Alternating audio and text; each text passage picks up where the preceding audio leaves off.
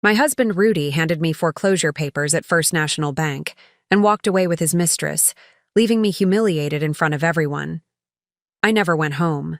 When they realized I'd vanished, I was already building a real estate empire in Dubai.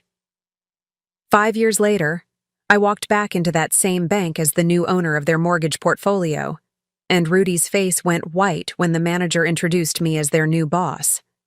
The fluorescent lights of First National Bank buzzed overhead like angry wasps as I stood frozen in the marble lobby, clutching papers that felt like they weighed 1,000 pounds. Before we jump back in, tell us where you're tuning in from, and if this story touches you, make sure you're subscribed, because tomorrow I've saved something extra special for you. Foreclosure notice, final demand, immediate eviction required. The words blurred together through the tears I refused to let fall. Not here. Not in front of all these strangers who were pretending not to stare. Naomi, you need to understand the reality of your situation. Rudy's voice carried that condescending tone I'd grown to hate over our 8 years of marriage. He stood 3 feet away from me, close enough that I could smell his expensive cologne, the one I'd bought him for his last birthday. But he might as well have been on another planet. The house was always in my name. The accounts, the investments, everything. You have no legal claim to any of it. Behind him, Crystal Morrison stood with her perfectly manicured hand resting possessively on his arm. Crystal, who had been my friend since college. Crystal, who had sat at our dinner table countless times, laughing at my jokes and complimenting my cooking, while secretly planning to steal my husband. Her ruby red lips curved into a smile that didn't reach her cold blue eyes. This is really for the best, Naomi, Crystal said, her voice dripping with false sympathy. Rudy deserves someone who can match his ambition, someone who understands the business world. She squeezed his arm tighter. Someone younger. The bank manager, a nervous man in his 50s with thinning hair and wire-rimmed glasses, shuffled his papers uncomfortably. Mrs. Chen, I'm truly sorry about this situation, but the foreclosure proceedings are quite clear. Mr. Chen has provided all the necessary documentation proving sole ownership of the property. You have 72 hours to vacate the premises. 72 hours. 3 days to pack up 8 years of marriage, to figure out where to go, how to survive. I had been a stay-at-home wife by Rudy's insistence, managing our household while he built his construction company. A man's wife should focus on making a beautiful home, he'd always said. Let me handle the money.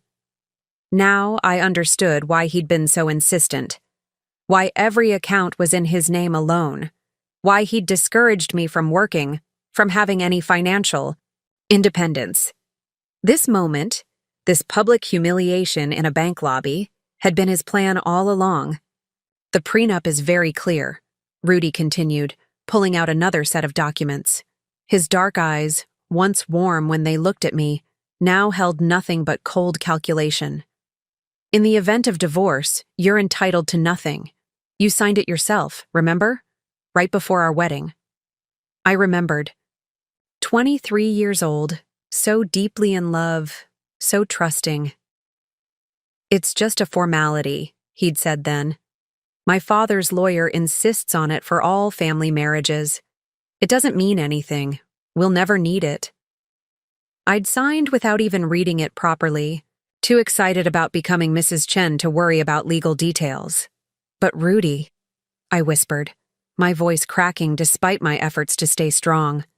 What about everything we built together? What about what? His laugh was harsh, echoing off the polished marble walls. You never contributed anything, Naomi. I paid for everything. The house, the cars, your clothes, your food. You were basically a very expensive pet.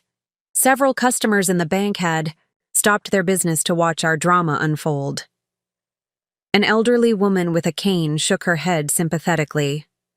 A young mother holding a toddler looked away, embarrassed by the intimacy of our public destruction. The security guard near the door shifted uncomfortably, unsure whether this was a situation requiring his intervention. Crystal's smile widened. We've actually been together for 3 years now. she said, her voice bright and cheerful, as if she were discussing the weather. Rudy's been so unhappy for so long. We tried to spare your feelings, but honestly, this charade has gone on far enough. 3 years. 3 years of lies while I'd prepared his meals, organized his social events, supported his business ventures.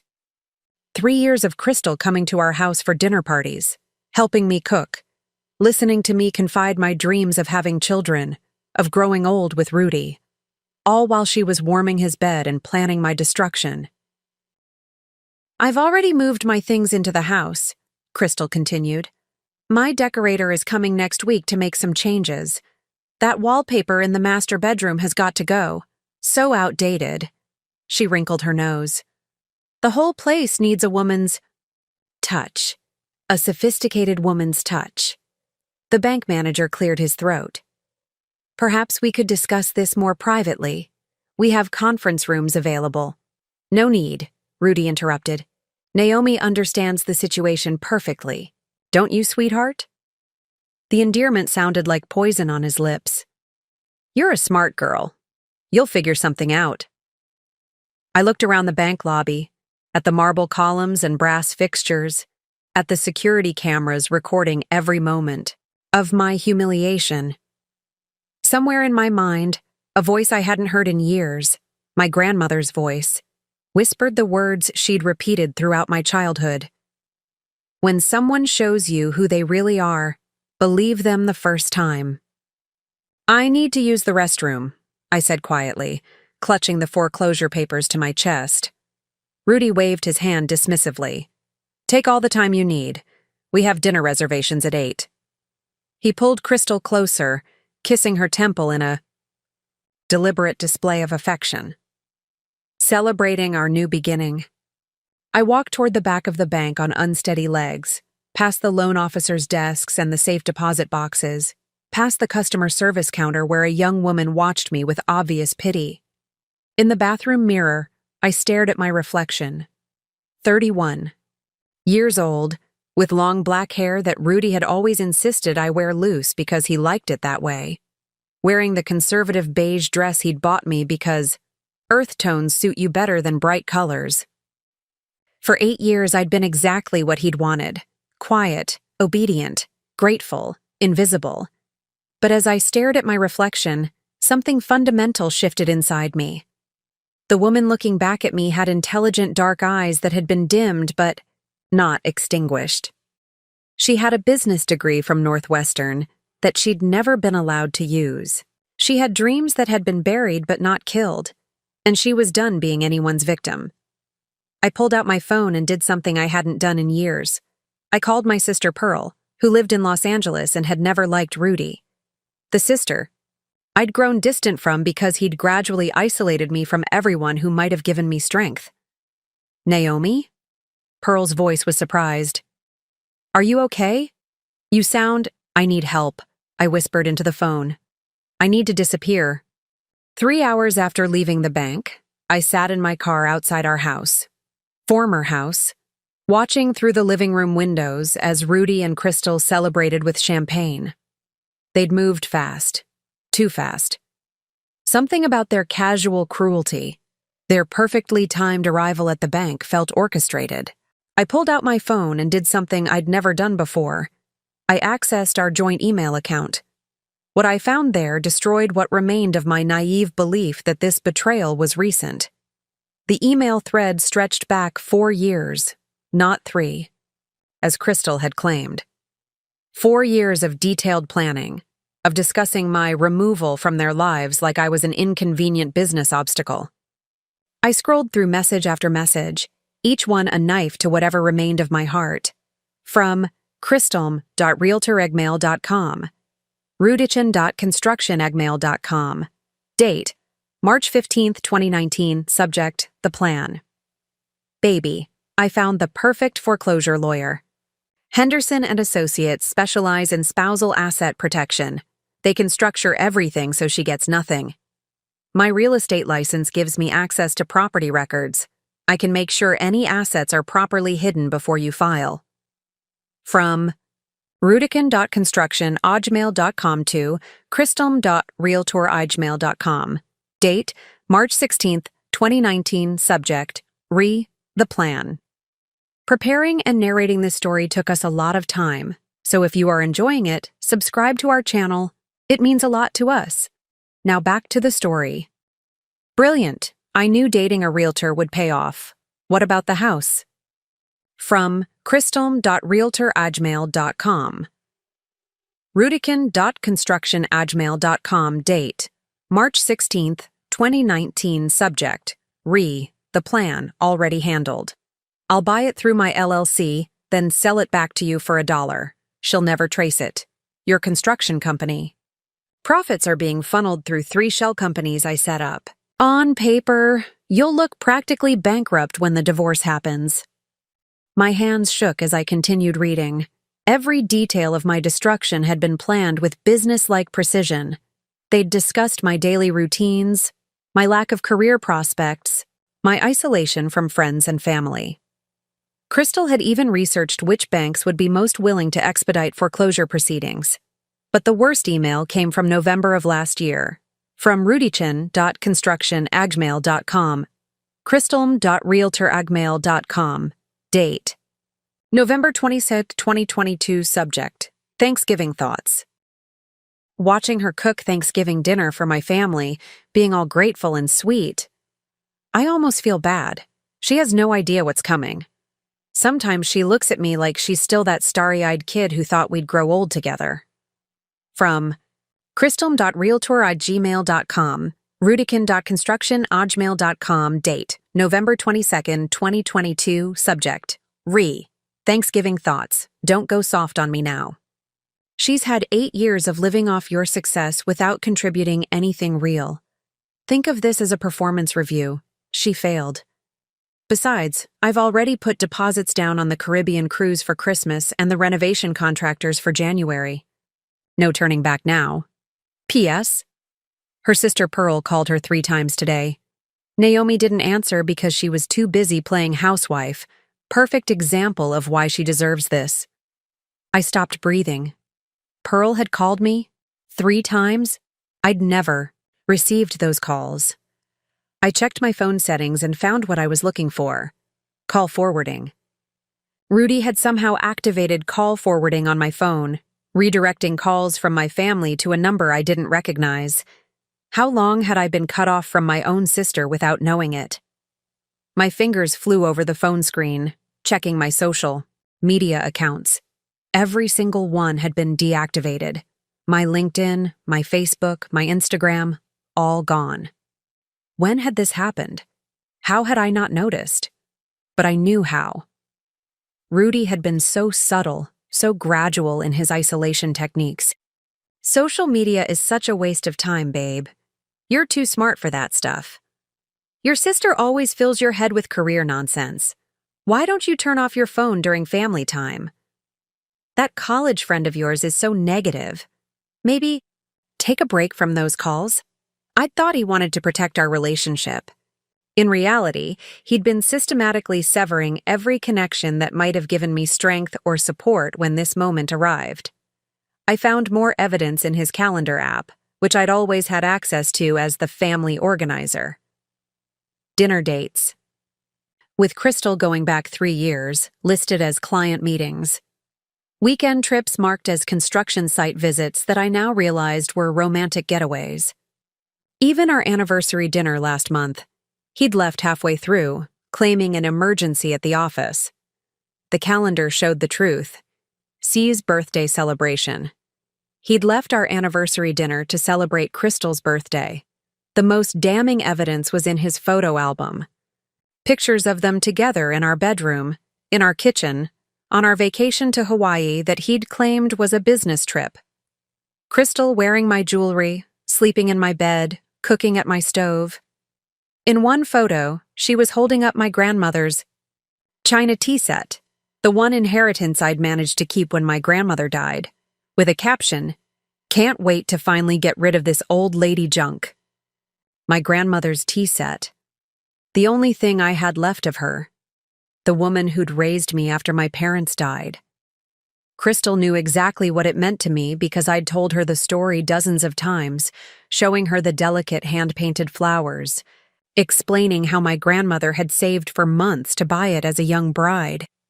But there was something else in these photos that made my blood run cold. They weren't just documenting their affair. They were cataloging our house, our possessions, our life. Crystal had taken photos of every room, every valuable item, every piece of furniture. She'd been conducting a thorough inventory, planning exactly what she wanted to keep and what she'd throw away, including me. I found a voice memo on his phone, accidentally recorded during one of their conversations. Crystal's voice. "The foreclosure notice should be delivered tomorrow. I've arranged for us to be at the bank at the same time. Make it look coincidental." Rudy's voice.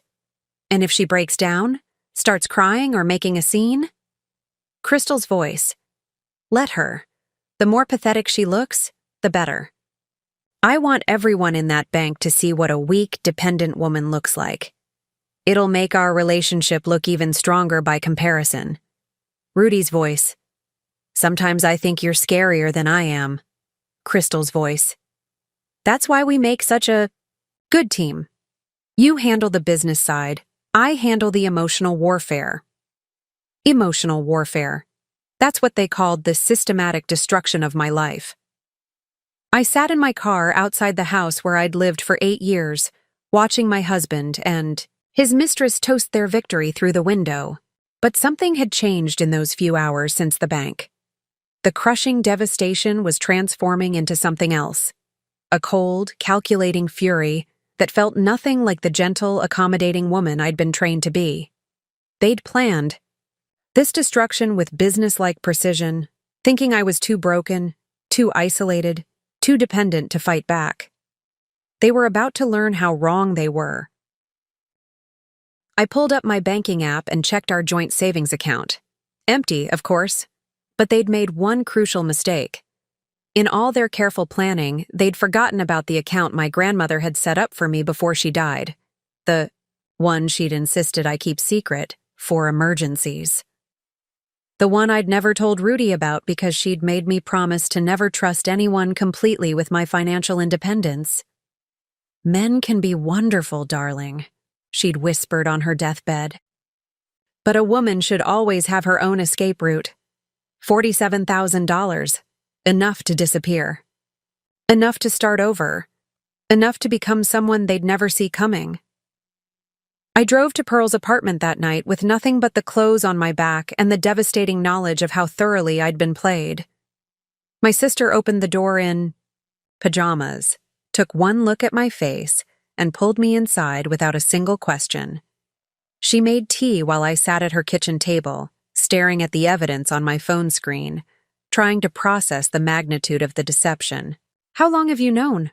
I asked when she finally sat down across from me, Pearl's dark eyes filled with pain. "Known what exactly?" "That I was disappearing, that my calls weren't going through, that something was wrong." She wrapped her hands around her mug, choosing her words carefully. "I've been trying to reach you for 6 months, Naomi. Your phone always went straight to voicemail, but not your regular voicemail, some generic automated message. When I called your house line, Rudy would answer and say you were sleeping or out with friends, but he'd forget to give you the messages." "What friends?" The bitter laugh escaped before I could stop it. "I don't have any friends anymore. He made sure of that." "I know." Pearl's voice was gentle but firm. "I drove to your house twice. Rudy met me at the door both times, said you weren't feeling well, that you'd call me later. You never did. I started to think—" She paused, struggling with the words. "I started to think maybe you'd chosen him over your family completely." The room felt like it was tilting. "What do you mean twice?" "Last Christmas, when Mom and Dad's anniversary was coming up. I wanted to visit their graves together like we always do. And then again in March, when I got the promotion at the marketing firm. I was so excited to tell you. I even brought champagne. I had no memory of Pearl coming to the house. None. which meant either I'd been drugged or, "What time of day? Did you come?" Both times around 2 in the afternoon, weekdays, I took time off work. My blood went cold. At 2 p.m. on weekdays, I was always at the gym. Rudy knew my schedule perfectly. He'd insisted on it. "Routine is important for a marriage," he'd always said. "I like knowing where my wife is." Now I understood why. He'd been intercepting my sister while I was conveniently out of the house. "Pearl, I never knew you came. I've been waiting for you to call me back for months. I thought you were angry about something." My sister's face crumpled. "I thought you'd become one of those women who disappears into her marriage. I was hurt, but I kept trying because—" She reached across the table and grabbed my hand. "Because something felt wrong. Your Christmas card last year. Do you remember what you wrote?" I shook my head. "You wrote, 'Rudy, and I hope you have a wonderful holiday season.'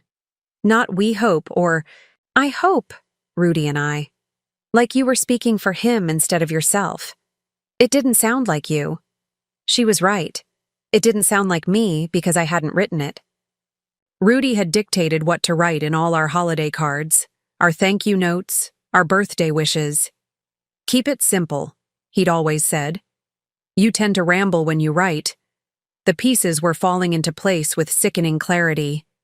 I pulled out my phone and showed Pearl the emails I'd found. She read in silence, her expression growing darker with each message. "Jesus Christ, Naomi. This isn't just an affair. This is a calculated destruction of your entire identity." "I know." I scrolled to the photos Crystal had taken of our house. "Look at these. She's been documenting everything like she's preparing for an estate sale." Pearl studied the images, her marketing background making her naturally analytical. "These aren't random photos. Look at the angles, the composition. She's been creating a professional inventory." She paused on one image. "Wait, is that your grandmother's tea set? She wants to throw it away, called it old lady junk." "Over my dead body." Pearl's voice turned fierce. "That tea set is the only thing we have left of Grandma Rose. She saved for 6 months to buy it when she was 19, working double shifts at the diner." "I know." I told Crystal that story myself, thinking I was sharing family history with a friend. Pearl set down the phone and looked at me with laser focus. "Naomi, I need you to think carefully. When did this isolation really start? Because this level of manipulation doesn't happen overnight." I closed my eyes, forcing myself to remember. The job thing started about 2 years into our marriage. I was working at Morrison & Associates. Wait. Pearl held up her hand. "Morrison & Associates. Is that related to Crystal Morrison?" The connection hit me like a physical blow. Her father owns Morrison & Associates.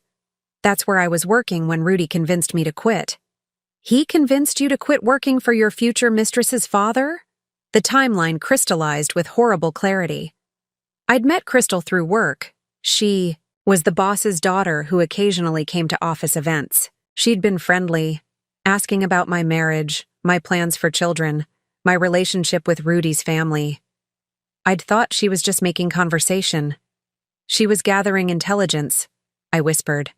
"From the very beginning. Learning my weaknesses, my insecurities, my dependencies." Pearl nodded grimly. "And once she had enough information, Rudy started the campaign to get you to quit, remove you from the one place where you had professional identity and income. He said I was too stressed, that working was making me unhappy, that he wanted to take care of me properly." I remembered how romantic it had seemed at the time, a husband who wanted to cherish and protect his wife. I thought it was love. It was ownership. I pulled up more emails, finding a thread between Rudy and Crystal from 3 years ago titled Phase 2. From crystalm.realtorajmail.com to rudichin.construction@gmail.com. Date, April 3rd, 2021. Subject, Phase 2, Social Isolation. Now that she's not working, We need to separate her from her support network. I'll start canceling plans with her friends when you're busy and need her home. Make her feel guilty for having a social life while you're working so hard to support her. From rudikin.constructionagmail.com to kristalm.realtoragmail.com.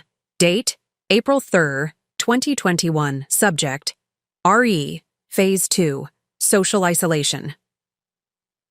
Already started. Told her that her college friends are immature and her work friends only liked her for office gossip. She's stopped reaching out to most of them. From kristalm.realtoragmail.com to rudikin.constructionagmail.com. Date, April 3rd, 2021. Subject, Phase 2, Social Isolation. Perfect. The sister is the biggest threat. We need to create conflict there or find a way to minimize contact. Maybe tell Naomi that Pearl thinks she's lazy for not working? Plant some seeds of insecurity? They orchestrated everything, I said, showing Pearl the screen. Every fight we had, every moment of self-doubt, every time I chose staying home over seeing friends, it was all planned. Pearl read the emails with growing fury. This is psychological abuse. This is. She paused, searching for the right word. This is criminal. They systematically destroyed your ability to function independently. And it worked. The admission felt like swallowing glass. I became exactly what they wanted, isolated, dependent, grateful for scraps of attention. But you're not that person anymore. Pearl leaned forward. The woman who figured out the call forwarding, who accessed those emails, who uncovered this entire conspiracy. That's not a victim. That's a detective. She was right. Something had fundamentally shifted in those hours since the bank. The fog of manipulation was lifting, revealing a mind that had been dormant but never destroyed. Pearl, I need to ask you something, and I need you to be completely honest. Anything. Do you think I'm smart enough to fight back? Really fight back? Because they've spent 4 years convincing me I'm not capable of surviving without someone taking care of me. My sister looked at me like I'd lost my mind. Naomi, you have a business degree from Northwestern. You graduated summa cum laude. You were the one who taught me how to budget when I got my first apartment. You're the one who figured out Mom and Dad's insurance claims when they died. You've never been helpless. You've just been convinced that you were. She pulled out her laptop. Let me show you something. I've been tracking real estate markets for my marketing job, specifically targeting high-net-worth individuals who invest in international properties. The screen filled with charts and graphs, showing property values, investment trends, and market predictions. There's a massive opportunity developing in Dubai's real estate market. New regulations are making it easier for foreign investors, and the market is about to explode. But it requires someone who understands both American investment law and international property management. I stared at the data, feeling neurons firing that hadn't been active in years. The profit margins are incredible. 20 to 30% returns in the first year alone, if you know what you're doing. Pearl met my eyes. And you know what you're doing. You just need to remember that you know. For the first time in 4 years, I felt something stirring. In my chest that wasn't fear or shame or confusion. It was ambition. The next morning, I did something I hadn't done in years. I put on my sharpest business attire and walked into Morrison & Associates like I belonged there. Crystal's father, Richard Morrison, greeted me with surprised warmth in his corner office overlooking downtown Chicago's financial district. Naomi Chen, what a pleasant surprise. It's been, 6 years since you left us? His silver-haired authority commanded respect throughout the city's real estate circles. I always wondered what happened to one of our brightest analysts. I got married, I said simply, settling into the leather chair across from his mahogany desk. But I'm considering returning to the workforce, and I wanted to speak with you about the current market. What Richard didn't know was that I had an ulterior motive. Crystal had been sloppy in some of her emails, mentioning Dad's client connections. and leveraging Morrison contacts for her shell company operations. I needed to understand exactly how deep this conspiracy went. You picked an interesting... Time to return, Richard said, pulling up market reports on his computer. The mortgage industry is experiencing some unusual fluctuations. Several local banks are over-leveraged on construction loans, particularly First National. My pulse quickened. First National, the same bank where Rudy and Crystal had orchestrated my humiliation yesterday. What kind of troubles? They've been approving high-risk construction loans with insufficient collateral. Someone's been feeding them falsified financial statements and property valuations. He leaned back in his chair. The State Banking Commission is launching an investigation next month. I kept my expression neutral despite the racing thoughts. That sounds serious. It is. Whoever's been manipulating these loan approvals could face federal charges: wire fraud, bank fraud, conspiracy. Richard's eyes sharpened. Why the sudden interest in banking regulations? I'm considering real estate investment. I want to understand the risks. I paused, then took a calculated gamble. Richard, can I ask you something confidential? About Crystal? His expression immediately became guarded. What about Crystal? Has she been using Morrison Associates' name or connections for her personal real estate transactions?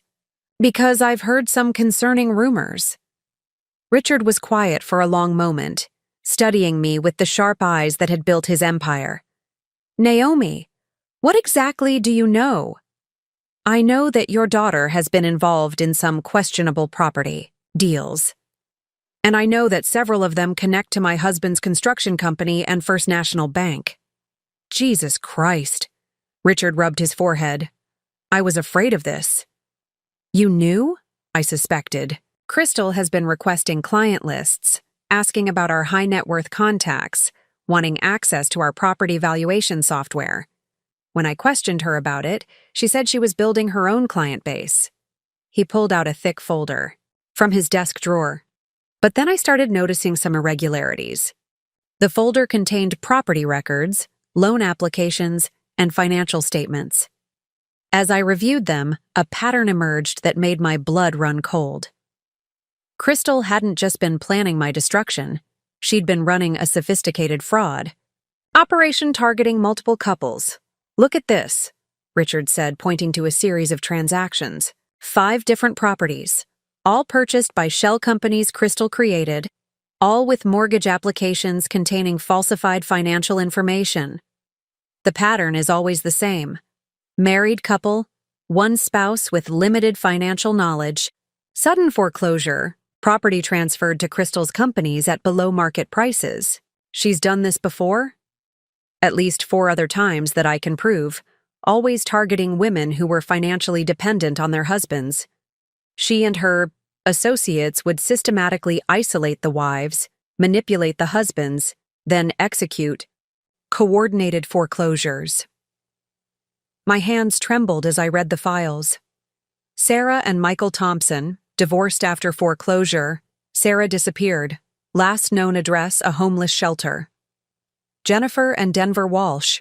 Jennifer found dead in her car 3 months after losing their house, ruled suicide. Ava Martinez, still missing after her husband left her at their bank with foreclosure papers. Ava Martinez, I whispered. When? 2 years ago. Denver Walsh was her husband. The police investigation went nowhere because technically no laws were broken. The foreclosure was legal. The husband had every right to divorce her and keep the assets. The names hit me like physical blows. Denver, one of the male names from my preferred list, but this was real. These were real women who had suffered the same systematic destruction I was experiencing. Richard, I need to know, are you involved in this? His face went pale. God, no. Naomi, when I realized what Crystal was doing, I cut off her access to our systems. But she'd already copied enough client information to last years. I should have reported her to the authorities, but she's my daughter. I thought I could handle it privately. By handle it privately, you mean what? I've been documenting everything, building a case. I was planning to confront her next week, give her a chance to make restitution before I turned the evidence over to the FBI. I stared at him. The FBI? Naomi, this isn't just real estate fraud. Crystal and her associates have been systematically targeting vulnerable women, destroying their lives, and profiting from their misery. This is organized crime. The room felt like it was spinning. I wasn't just dealing with a cheating husband and his mistress. I was up against a criminal organization that had perfected the art of destroying women like me. Who else is involved? Richard hesitated, then pulled out another file. Based on my investigation, there's a network. Crystal coordinates the real estate aspects, but she works with corrupt loan officers, fraudulent appraisers, and complicit attorneys. They target specific demographics: women aged 25 to 40, married to men with construction or contracting businesses, limited independent income. Why construction and contracting? Cash flow is unpredictable in those industries. Easy to hide money, easy to claim temporary financial hardship, easy to justify foreclosure. Plus, construction workers tend to have traditional views about women and money, less likely to give their wives financial independence. I thought about Rudy's friends, the men who came to our barbecues and poker nights. Finn, who owned a plumbing company. Michael, who ran an electrical contracting business. Neil, who had a landscaping operation. All of them married to women who didn't work outside the home. How many couples are they targeting currently? I don't know exactly, but based on the loan applications I've seen at First National, at least 3 active cases, maybe more. I need those files. Richard studied me carefully. Naomi, what are you planning? I'm planning to stop them. This is dangerous. These people have destroyed lives, possibly killed people. You should go to the police with what you know? With what evidence? Everything you've shown me is circumstantial. And by the time the police investigate, how many more women will disappear like Eva Martinez? I stood up, decision crystallizing. Richard, I need a favor. A big one. What kind of favor?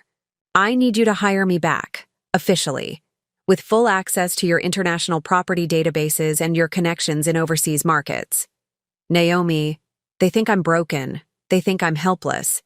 They've spent 4 years convincing me that I'm nothing without Rudy. I met his eyes with steel I didn't know I possessed. I'm going to use their underestimation of me to destroy them, but I need legitimate business credentials to do it. Richard was quiet for a long moment. What you're proposing sounds like vigilante justice. What I'm proposing is using their own tactics against them. They destroy women through financial manipulation and social isolation. I'm going to beat them at their own game. And if they figure out what you're doing? I thought about Jennifer Martinez, found dead in her car. About Eva Martinez, still missing. About Sarah Thompson living in a homeless shelter. Then at least I'll go down fighting instead of disappearing quietly like they planned. Richard opened his desk drawer and pulled out a business card holder. He wrote something on the back of a card and handed it to me. Naomi Chen, Senior International Property Analyst, Morrison & Associates.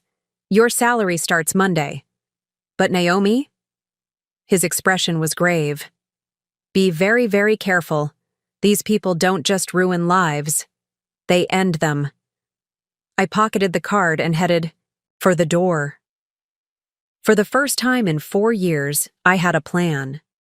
And for the first time in my life, I was truly dangerous. That night, I sat in Pearl's spare bedroom surrounded by printed emails, bank records, and victim files, creating a timeline of my destruction. But as I traced the patterns of Crystal's operation, something unexpected happened.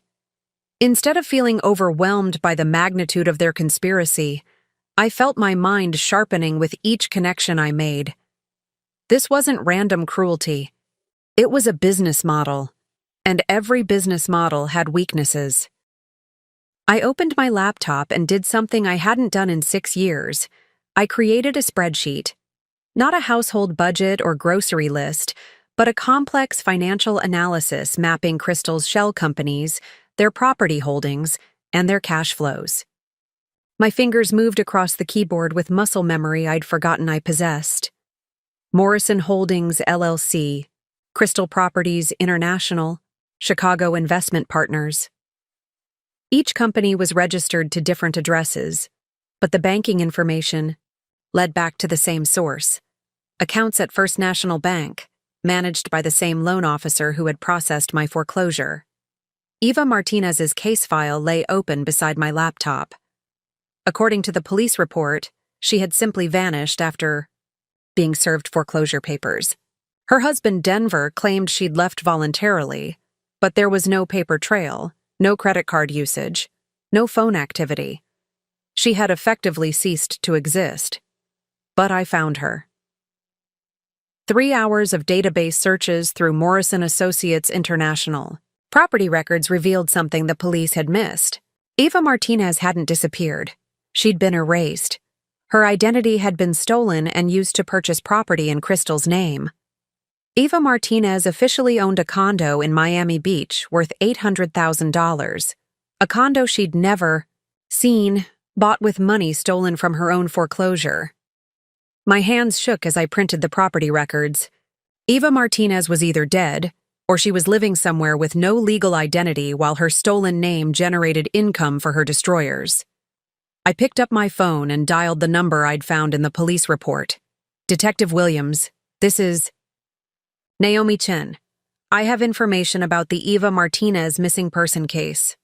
Ma'am, that case was closed 2 years ago. Voluntary departure. Detective, Eva Martinez owns property in Florida worth $800,000. Property purchased after she supposedly disappeared. The silence stretched for 30 seconds. Can you repeat that? I'm sending you documents right now. Eva Martinez's identity has been stolen to commit real estate fraud. This isn't a missing person case. It's identity theft and possibly murder. Mrs. Chen, how did you obtain these property records? I work for Morrison Associates. I have legitimate access to these databases. The lie came smoothly. Technically, I would start working there Monday. Detective, there are at least 4 other women who've suffered the same pattern. This is organized crime. I'll need to see everything you have. I looked at the files spread across Pearl's dining table. Evidence of a criminal conspiracy that had destroyed multiple families. Evidence that could bring down Crystal's entire operation. Detective, I'll cooperate fully, but I need a guarantee. These people are dangerous. If they realize I'm gathering evidence against them. Mrs. Chen, are you in immediate danger? I thought about Jennifer Martinez, found dead 3 months after her foreclosure. Possibly. My husband is involved with Crystal Morrison. They just foreclosed on my house using the same pattern as the other victims. Where are you now? Safe location. But detective, I don't want protection. I want to be bait. Excuse me? They think they've broken me. They think I'm helpless and defeated. I want to use that assumption to gather more evidence. But I need to know that when I'm ready to take them down, the police will be ready to act. Detective Williams was quiet for a moment. Mrs. Chen. What? You're suggesting sounds like undercover work. You're not trained for this. I'm trained for financial analysis. This is a financial crime. I can trace their money laundering, their property schemes, their shell companies better than any police investigator because I understand the real estate market. And if they realize what you're doing? I stared at Eva Martinez's photo in the bay. Police file. 28 years old. Dark hair. Bright smile. She looked like she could have been my sister. Then at least someone will know the truth about what happened to these women. Mrs. Chen, I can't officially sanction civilian involvement in an active investigation. But unofficially? Another long pause. Unofficially, if you happen to discover additional evidence of criminal activity in the course of your legitimate employment, and if you happen to share that information with law enforcement, we would be grateful for your civic cooperation. Detective, I need to ask you something personal. Do you have a wife? Daughters? Both. Then you understand why I can't just disappear quietly and let them move on to the next victim. I understand. But Mrs. Chen, promise me something. The moment you feel unsafe, the moment anything seems wrong, you contact me immediately. I promise. After I hung up, I sat staring at my reflection in Pearl's darkened window. For 8 years, I'd been trained to be small, quiet, grateful, and invisible. But the woman looking back at me now had eyes that burned with purpose. Crystal and Rudy had made one critical miscalculation in their systematic destruction of my identity. They had assumed that dependency was the same thing as incapability. They had confused compliance with weakness. They were about to learn the difference. I opened my laptop and began typing. Phase 1. Establish new identity. Return to Morrison Associates. As legitimate employee, rebuild professional network and credentials. Document all current criminal activities. Phase 2. Infiltrate their operation. Gain Crystal's trust by appearing defeated. Access their financial records and client lists. Identify current victims and prevent future targeting. Phase 3. Systematic destruction. Expose all criminal activities to authorities. Ensure asset recovery for previous victims. Destroy their ability to harm anyone else. I paused, then added one final line. Phase 4. Personal justice. Acquire their assets through legal means. Ensure they lose everything they stole from others. Watch them experience the helplessness they inflicted.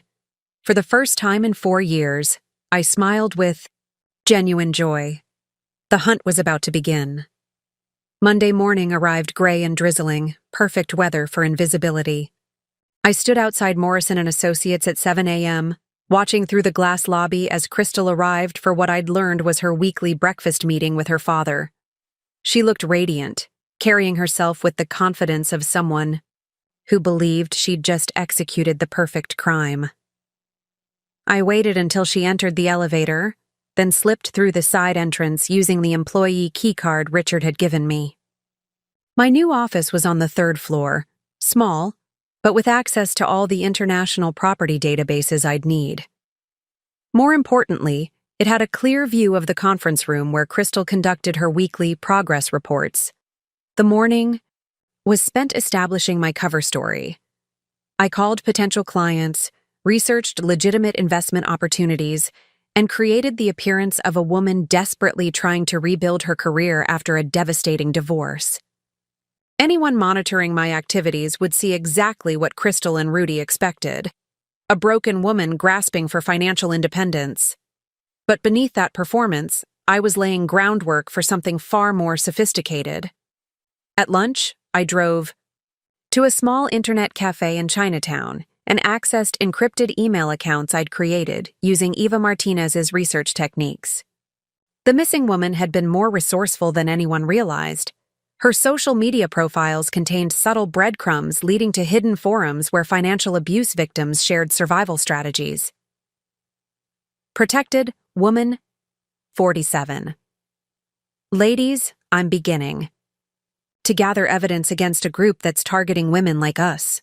If you've experienced sudden foreclosure combined with spousal abandonment in the Chicago area, please contact me privately. We're stronger together. Within hours, I had responses from 12 women. Sarah Thompson, who I'd thought was homeless, was actually living under an assumed name in Milwaukee, working as a hotel night clerk and slowly rebuilding her life. Jennifer Martinez wasn't dead. She'd faked her suicide and was hiding in Phoenix, terrified to use her real identity. Most shocking was a message from Eva Martinez herself.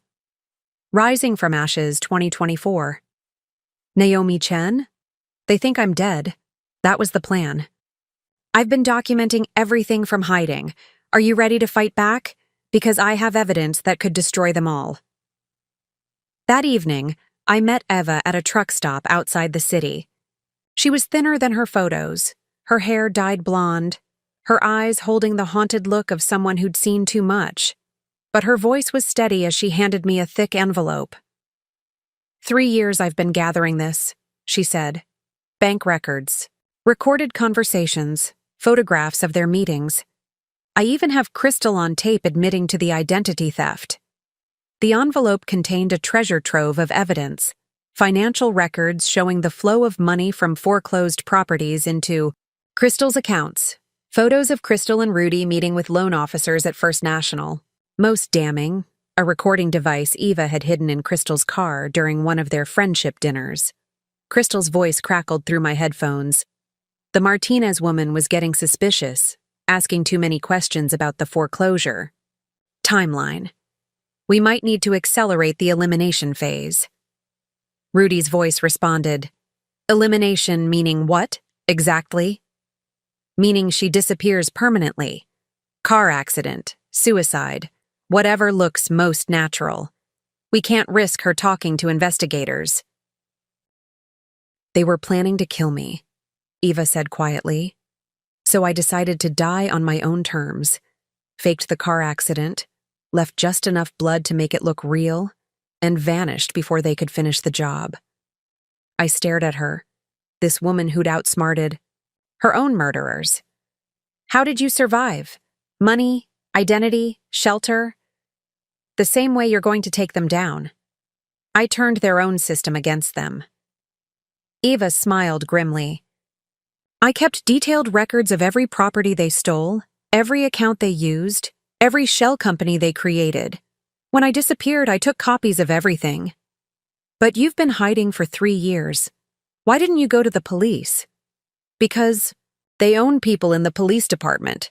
Because they have judges on payroll. Because women like us disappear and nobody looks too hard. Her eyes burned with controlled fury. But you have something I didn't have. Access.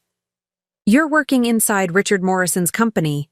You can get evidence that would hold up in federal court. We spent 2 hours going through her files, creating a comprehensive map of Crystal's criminal enterprise. It was larger than I'd imagined. At least 37 properties, 14 shell companies, and connections to corrupt officials in 3 states. Eva, there's something I need to tell you. I'm not just planning to expose them. I'm planning to take everything they've stolen. Good. Her smile was sharp as broken glass. Because I've been buying property under various corporate names for 3 years.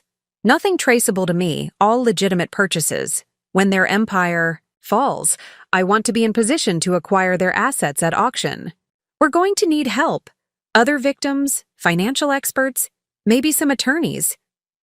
I've been building a network. Women they discarded, men they cheated, business partners they betrayed. We're not just victims anymore, Naomi. We're an army. She handed me a prepaid phone. Encrypted communications only. Never use your real phone or computer for anything connected to this operation. And Naomi? She gripped my shoulder. Trust no one completely. They've infiltrated law enforcement, banking, and legal systems. The only people you can absolutely count on are other women they've tried to destroy. Driving home through the rain, I felt the weight of responsibility settling on my shoulders. This wasn't just about revenge against Rudy and Crystal anymore. This was about justice for dozens of women, recovery of millions in stolen assets, and dismantling a criminal organization that had operated with impunity for years. But first, I had to convince Crystal and Rudy that I was exactly what they believed me to be. A broken woman who posed no threat to their carefully constructed empire. The performance of my life was about to begin. The next morning, I did something that required every ounce of acting ability I possessed. I called Rudy and begged him to meet me for coffee. My voice shook with just the right amount of desperation as I explained that I needed to discuss practical matters about our separation. He agreed to meet at Romano's Cafe, the same place where he'd proposed 6 years ago. The irony wasn't lost on me. I arrived early and chose a corner table with clear sightlines to both entrances. Eva's training had been thorough. Always know your exits. Always control the environment. Always have backup plans. The micro recorder in my purse was voice-activated, and Detective Williams was parked 2 blocks away, ready to respond if things went wrong. Rudy walked in 15 minutes late, wearing the navy suit I'd bought him for his birthday. He looked confident, relaxed, like a man who'd successfully disposed of an inconvenient problem. He slid into the seat across from me with the casual arrogance I'd once mistaken for charm. "You look terrible," he said by way of greeting. "Are you sleeping?" "Not much." I let my voice waver.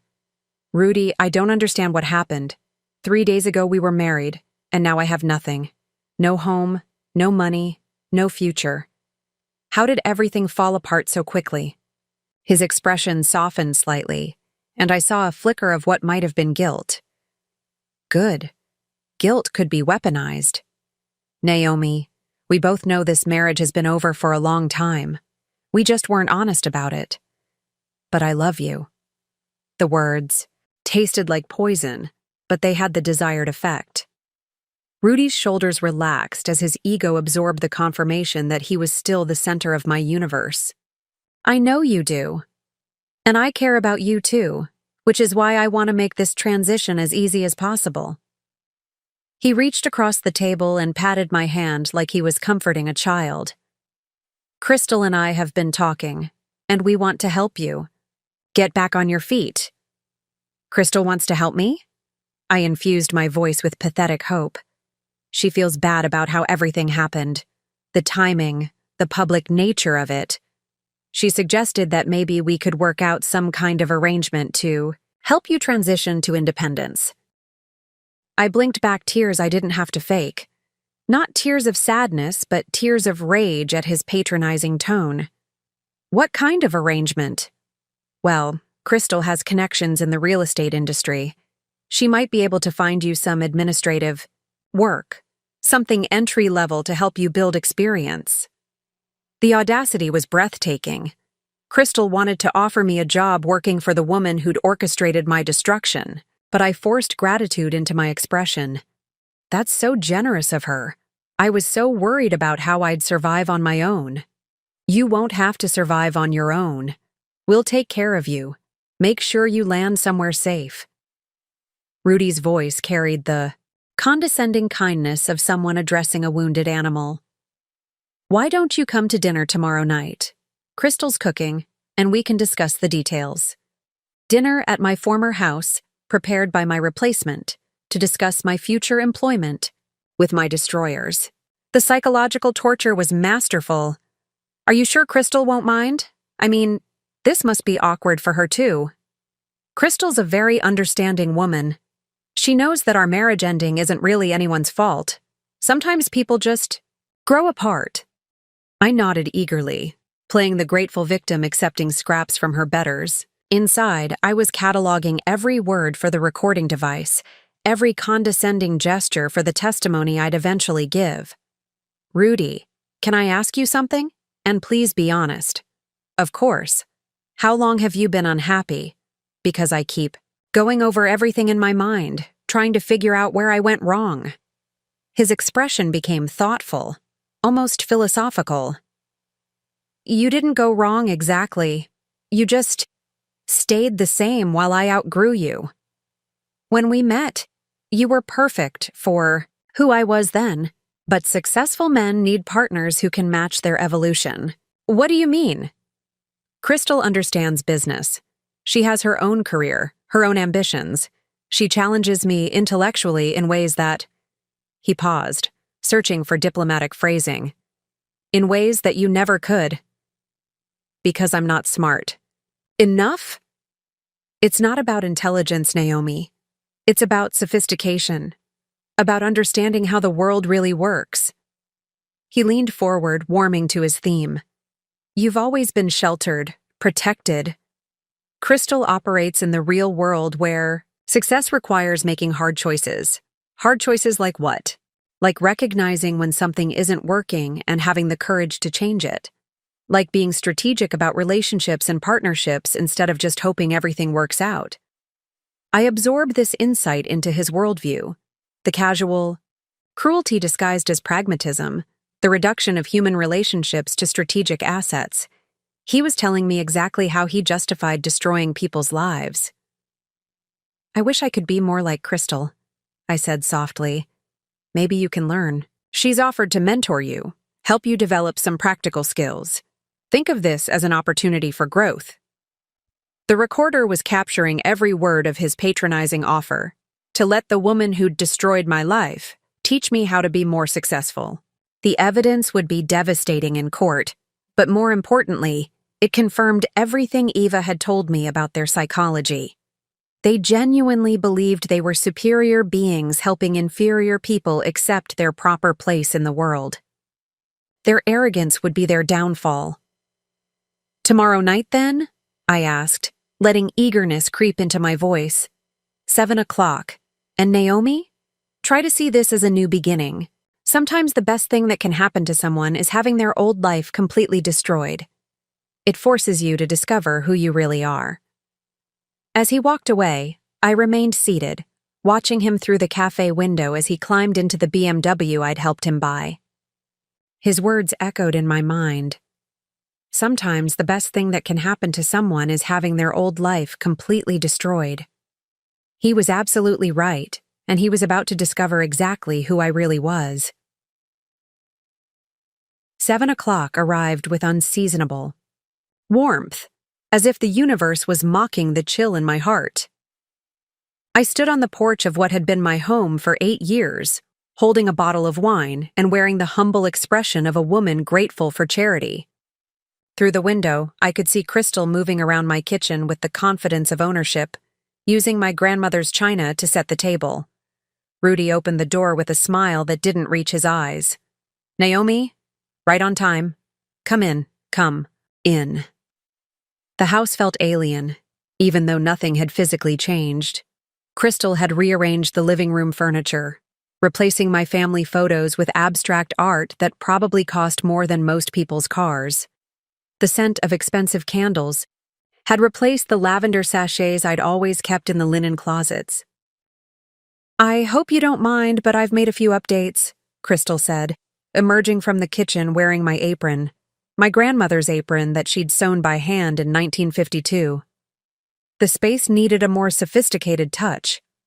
It looks beautiful, I lied, my fingers unconsciously touching the hidden recorder in my jacket pocket. You have such wonderful taste, Crystal beamed, clearly pleased with the compliment. Thank you. I've been wanting to renovate this place for years. The potential was always there. It just needed someone with vision to bring it out. The casual cruelty of the statement, that my home had been lacking until she improved it, was delivered with such sweetness that it took all my self-control not to react. Instead, I nodded appreciatively, playing my role as the grateful recipient of their wisdom. Dinner's almost ready, Crystal continued. Why don't we sit in the living room? I made your favorite, beef Wellington. My favorite, except beef Wellington, had never been my favorite. I'd made it once for Rudy's birthday 3 years ago, struggling with the pastry because I'd never attempted anything so complex. He'd complained that it was overcooked and suggested I stick to simpler dishes in the future. But Crystal had transformed that humiliating failure into my favorite, probably because it showcased her superior culinary skills. The psychological manipulation was subtle but devastating, rewriting my own preferences to better serve their narrative. We settled in the living room, where Rudy poured wine into glasses I recognized as wedding gifts from my college roommate. Everything around me had been mine, but now I was a guest in my own former life. So, Rudy said, settling into his leather chair, the one I'd saved for months to buy him for Father's Day 2 years ago, back when we were still trying to have children. Crystal has some exciting opportunities to discuss with you. Crystal, perched on the edge of the sofa, her body language suggesting barely contained excitement. Naomi, I've been thinking about your situation, and I believe I have the perfect solution. I'm listening. Morrison & Associates handles a lot of international clients, and they need someone to manage basic administrative tasks, filing, data entry, client communications. It's entry-level, but it could be a good way for you to rebuild your resume. The job she was describing was almost exactly what I was actually doing, except she was positioning it as charity work for an incompetent woman. rather than the senior analyst position I actually held. The irony was delicious. That sounds wonderful, but I'm not sure I'm qualified for international business. Oh, don't worry about that, Crystal waved dismissively. It's mostly just organizing documents and making copies. Nothing too complex. And the best part is, my father owns the company, so he'd be willing to overlook your lack of recent work experience. Your father owns Morrison and Associates? I let surprise color my voice, as if this was new information. He does. And he's willing to give you a chance because Rudy and I vouched for your character. Crystal's smile was radiant with false generosity. Of course you'd need to prove yourself. Show up on time, follow instructions, demonstrate that you can handle responsibility. The condescension was breathtaking. She was offering me my own job while explaining that I'd need to prove I could handle basic human functions like punctuality. There is one small condition, Rudy interjected, his tone becoming more serious. What kind of condition? Complete discretion about our personal situation. Crystal's father doesn't need to know about the details of our divorce or the circumstances of your transition. It might reflect poorly on all of us. Translation. Don't tell anyone that we destroyed your life and are now magnanimously offering you scraps to survive on. Of course. I would never want to cause problems for either of you. Excellent. Crystal stood up, moving toward the dining room. Now, let's eat before everything gets cold. The dining room table was set with my grandmother's china, the pattern I'd grown up admiring during Sunday dinners. Crystal had even used the good silverware, the set my parents had given us as a wedding gift. Every element of the table setting told the story of my erasure. My belongings now served their celebration. As Crystal brought out the beef Wellington, perfectly golden and clearly expensive, I marveled at the performance. They had invited me to dinner in my former home, served by my replacement, using my possessions, to offer me charity employment while congratulating themselves on their generosity. This looks incredible, I said, accepting a plate from Crystal. You're such an amazing cook. Thank you. I actually took classes at the Culinary Institute last year. I believe in constantly improving myself, learning new skills. The implication was clear, unlike some people who remained stagnant. As we ate, they regaled me with stories of their relationship, their future plans, their shared vision of success. Rudy described the house renovations they were planning. Crystal discussed her expanding real estate empire. They painted a picture of a dynamic, ambitious couple ascending to greater heights. And through it all, they spoke to me with the kindly condescension reserved for those who've accepted their place in the world's hierarchy. A failed wife gracefully stepping aside for her superior replacement. If only they knew that every word was being recorded, that their victim was actually their hunter, and that the woman sitting at their table was methodically cataloging their weaknesses while planning their destruction. To new beginnings. Rudy raised his wine glass in a toast. To new beginnings, I echoed, meeting their eyes with perfect gratitude. Indeed. The morning after dinner, I walked into Morrison and Associates with a spring in my step that had nothing to do with gratitude and everything to do with the devastating recording device in my purse. Crystal and Rudy had given me exactly what I needed, a full confession of their criminal enterprise delivered with wine and beef Wellington. Richard. Morrison was waiting in his office with coffee and a grim expression. How did it go? I placed the recorder on his desk and pressed play. For the next hour, we listened to Crystal describe her mentorship opportunities for vulnerable women, Rudy explain his philosophy of strategic relationship management, and both of them detail their plans for expanding their operation to other cities. Jesus Christ, Richard whispered when the recording ended. They're not even trying to hide it anymore. They think they're untouchable. They are untouchable, as long as everyone believes their victims are willing participants in their own destruction. I pulled out my laptop and opened the comprehensive file I'd been building. But Richard, there's something else. Something bigger than just real estate fraud. the screen filled with financial data I'd been analyzing for the past week. Shell. Companies, offshore accounts, and investment portfolios that painted a picture of systematic money laundering. They're not just stealing houses. They're running a sophisticated financial crime operation that's generated over $40 million in the past 5 years. I pointed to specific transactions. Look at this pattern. They foreclose on properties, sell them through shell companies, at below-market prices, then immediately flip them for huge profits. The difference goes into offshore accounts. But that's not illegal if the foreclosures are legitimate. Except the foreclosures aren't legitimate. They're based on falsified financial documents, fraudulent loan applications, and manufactured defaults. I pulled up bank records Eva had provided. Crystal has been bribing loan officers at First National to approve mortgages for people who can't afford them, then triggering foreclosure proceedings the moment the victims become inconvenient. Richard studied the data with the sharp eyes that had built his real estate empire. This is RICO territory, organized crime, federal prosecution. Which is why we need to move carefully. Eva Martinez has been building a case for 3 years, but she needed someone on the inside to gather admissible evidence. I met his eyes. That someone is me. Naomi, what exactly are you planning? Phase 1 is already complete. I have their confession and financial records. Phase 2 requires me to get closer to their operation, document their current crimes, and identify their co-conspirators. And Phase 3? I smiled with an edge that surprised even me. Phase 3 is where I stop being their victim and become their nightmare. My phone buzzed with a text from Crystal. Dad confirmed your interview for Monday. So excited to have you on the team. Lunch today to celebrate? Perfect timing, I murmured, showing Richard the message. She wants to celebrate my employment at the company where I'm already building the case against her. Be careful, Naomi. If she suspects anything, she won't.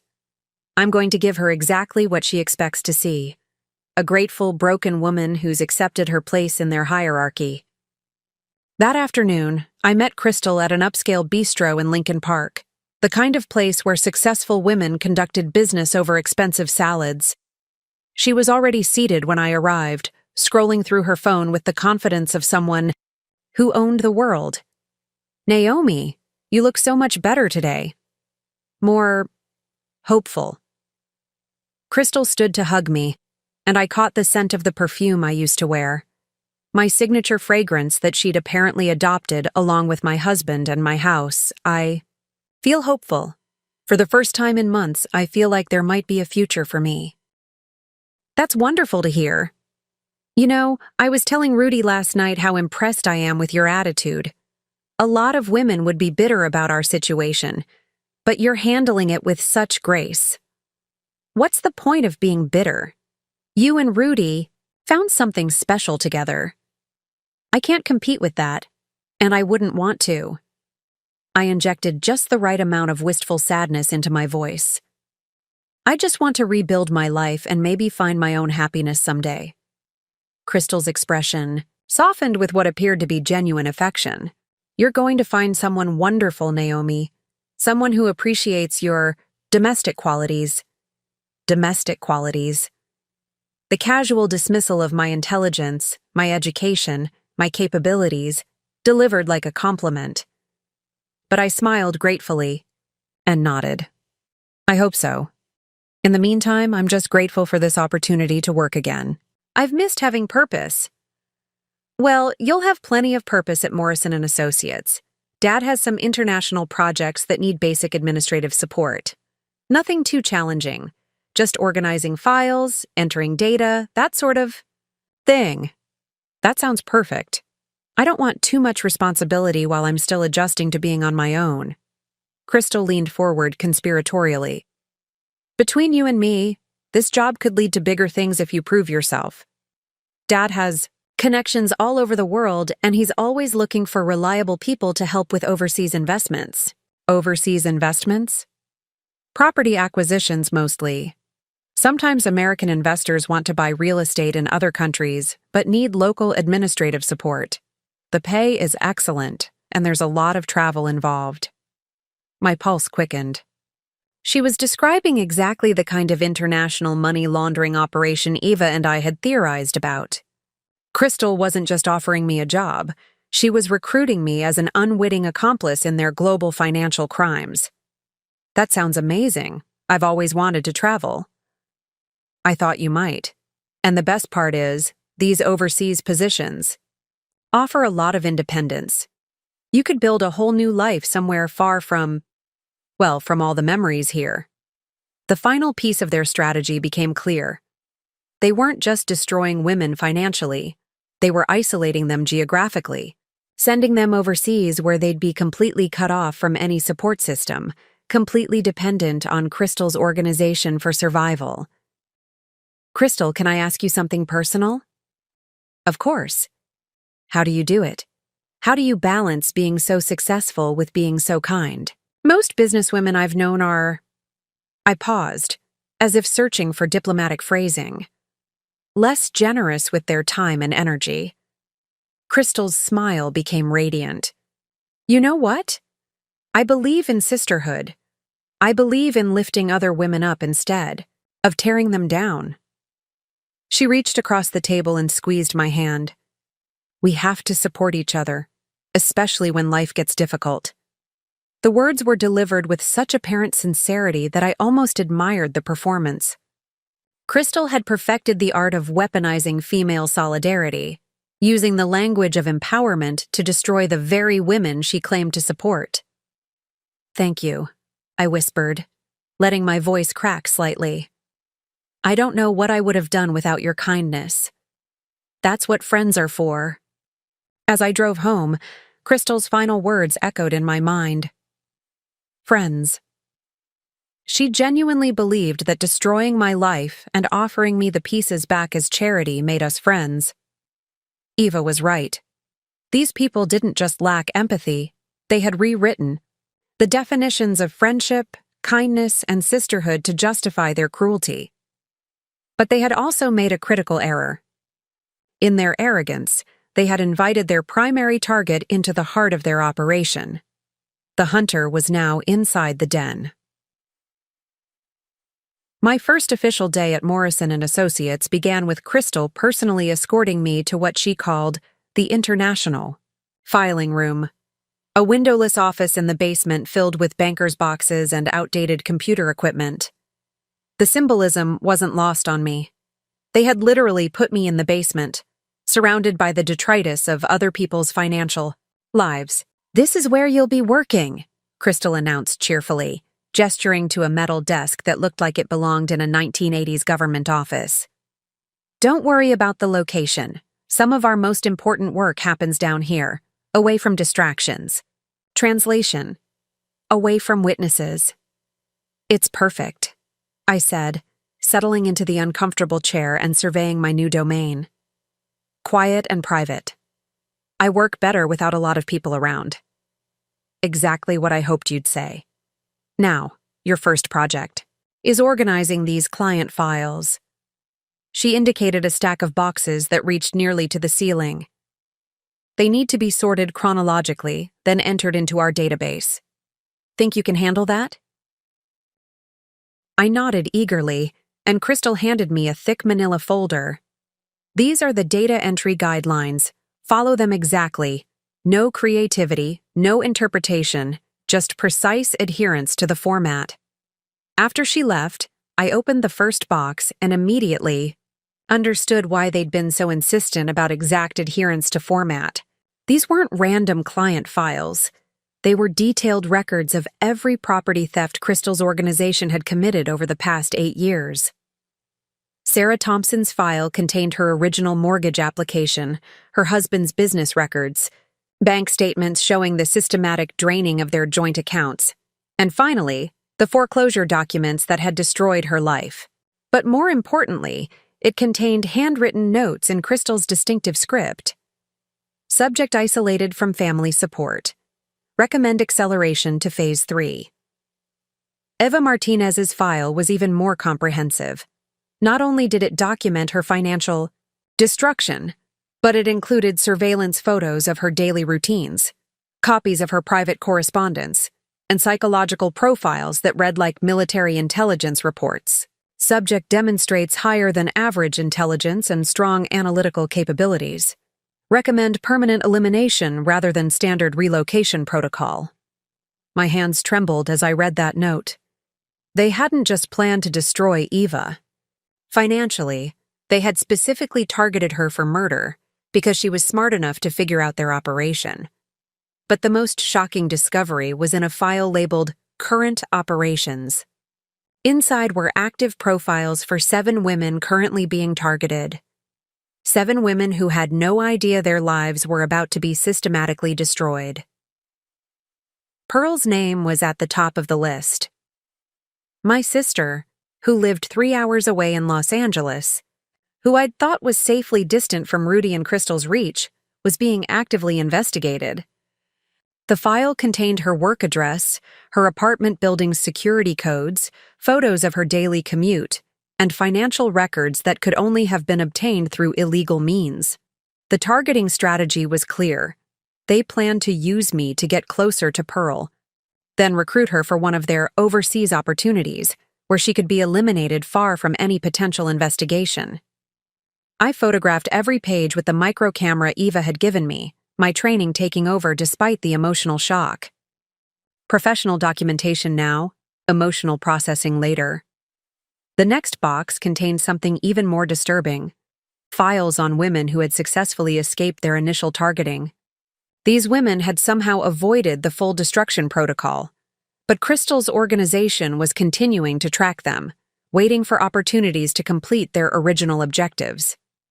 Jennifer Martinez, who everyone believed was dead, was listed as target reacquisition priority 1. They knew she was alive, knew she was hiding in Phoenix, and were actively planning to finish what they'd started. But there was something else in Jennifer's file that made my blood freeze. A medical report dated 3 months before her supposed suicide, confirming pregnancy. Jennifer Martinez hadn't just been hiding from her destroyers. She'd been protecting an unborn child. The scope of their evil was breathtaking. They weren't just stealing property and destroying lives. They were hunting pregnant women, children, anyone who posed a theoretical threat to their operation. By lunchtime, I had documented evidence of crimes spanning 8 years, across 4 states, targeting over 200 women. This wasn't just real estate fraud. It was systematic terrorism against vulnerable women, conducted with the precision and resources of a military operation. My phone buzzed with a text from Eva. Package. Delivered to your secure location. Check it tonight. We're moving to Phase 2. The package turned out to be a complete new identity. Passport, driver's license, credit cards, and bank accounts, all in the name of Isabella Reeves. Eva had been preparing for this moment for 3 years, building infrastructure that would allow us to operate internationally without detection. From this point forward, Eva explained during our encrypted phone call that evening, you're living a double life. Naomi Chen is the broken victim working in Crystal's basement. Isabella Reeves is the international property investor building the network that will destroy them. How do I maintain both identities without getting caught? Carefully. And with help from people who've been preparing for this war longer than you realize. That evening, I received an encrypted email from an address I didn't recognize. sarah.reborn.warriorsecuremail.net. Naomi, this is Sarah Thompson. Eva told me you're ready to fight back.